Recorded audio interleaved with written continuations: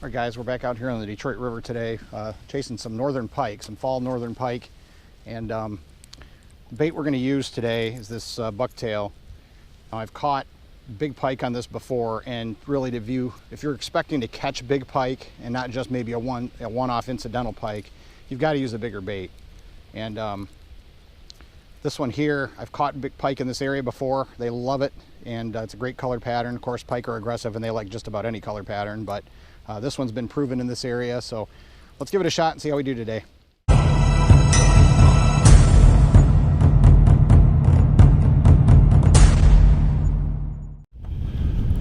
So when fishing the Detroit River for pike, it's imperative that you find weedy bays and areas of slack current where the fish don't have to fight a fast-moving current.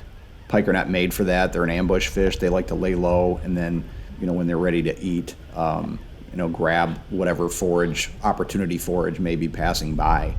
And the weedy flats of the Detroit River, whether it's in a bay or just kind of off to the side of the main current, anywhere you can find where there's always going to be some current in a river system, but wherever you can find an area where the current's not real strong, where the fish can not have to burn all of its energy just fighting current, those are areas to start looking for fish. On this particular day, I'm fishing around an island here on the lower end of the Detroit River, where it's, the depth is running between anywhere from 4 feet to maybe 6 or 8 feet, on and off. It bounces around a little bit. But what I found was that most of the fish that I was getting, in fact, I think every single fish that I caught, and even the one follow I had the day before this video was taken, were located near the shore. The casts were within maybe 20 or 30 feet of shore, and so that's where I was pulling these fish from. When I would cast out onto the middle of the weedy flat, I wasn't finding any fish. So obviously the prey they were chasing were hiding in maybe, down trees or other types of weedy cover near the shoreline, and that's where the pike were finding them, and that's where I was finding the pike.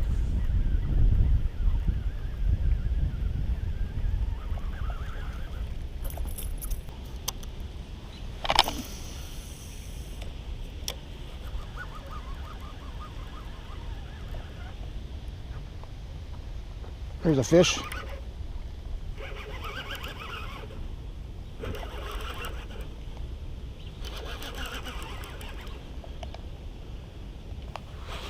I wanted to note that the water temperature during this video was in the low 50s, so these fish were not fighting particularly hard. I think it took a lot of energy just to, make the run and strike at the bait, and once hooked, they didn't put up much of a tussle.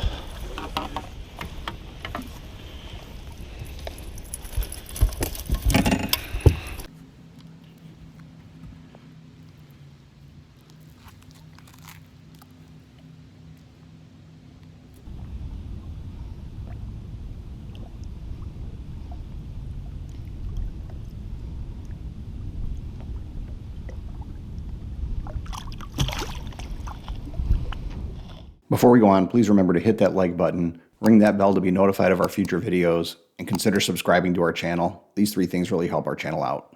Thanks. All right, guys, so I just wanted to give you a quick overview of the setup I'm using today. I'm using a Abu Garcia bait casting reel.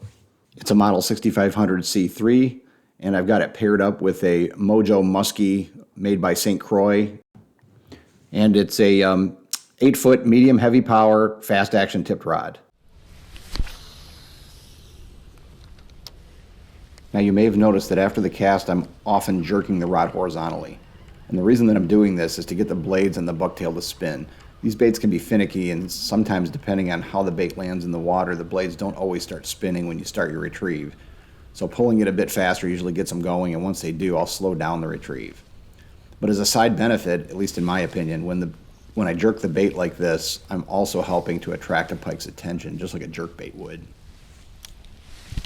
In fact, sometimes even during the retrieve, I'll give it a jerk because I can feel weeds catching on the bait, and once they do that, sometimes they'll stop those blades, and you'll feel the bait start to fall in the water column. So again, by jerking it, you'll pull those weeds off, you'll get the blades going again, and you'll feel that resistance once those blades start spinning. On a bait this size, once both of those blades get going, there's much more tension in the retrieve than there is when they're just laying flat, and the bucktail becomes a bit more hydrodynamic, where it's just pulling through the water real easy. You want to feel that resistance so that those blades are spinning.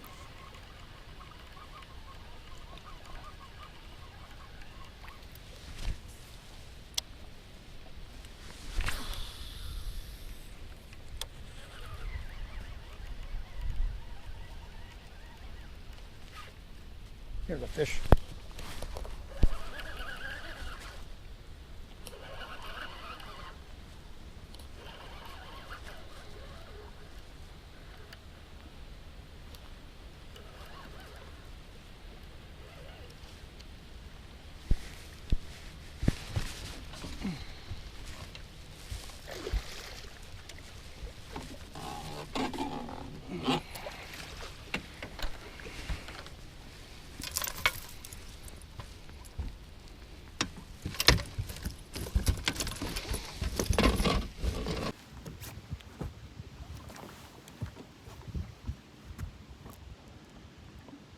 Now, one thing to note here is that because of the very cold water temperatures, it took a little while to get rejuvenated and revived. The first fish that I released, I had to spend about, probably 7 or 8 minutes with it, just moving it back and forth real slow in the water, get its gills going. And once I could start to see its gills operating sort of more on their own, a little bit more vigorously, and the fish starting to start wiggling in my hand more, I could finally release it. This fish released a little easier, but they were both still slow to get going again because of the cold water temperatures. Unfortunately, the day before I filmed this, I was out trying to film this video and I lost all my footage. I goofed and had my camera set on the wrong setting, so I didn't catch myself catching this fish, but I did take a photo of it. And this one was probably the girthiest of the bunch. It was 33 inches long. Well, that's going to about do it for this week. I hope you enjoyed the episode. I hope you gained a little insight into how to catch some of these big pike on the Detroit River. And if you try it, let us know how you do. Always love hearing back from everyone and try to respond to every comment I get. So as always, thanks for watching, and we'll see you the next time.